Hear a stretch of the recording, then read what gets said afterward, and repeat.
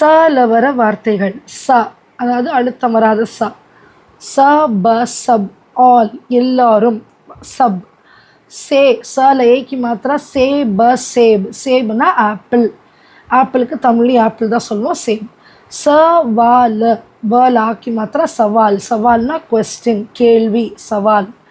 Chandra, சந்த்ரானா sweet Lime, மோசம்பின்னு சொல்லுவாங்க. சந்த்ரா, சந்த்ரான்னு நமக்கு தெரியும், சாத்துக்குடி, சாற்றுக்குடி. ஸோ சந்தரா அப்படின்னு எழுதியிருக்கேன் நான், சரியா? சந்தரா, அதனால் அந்த ப்ரொனன்சியேஷனுக்காக எழுதியிருக்கேன்.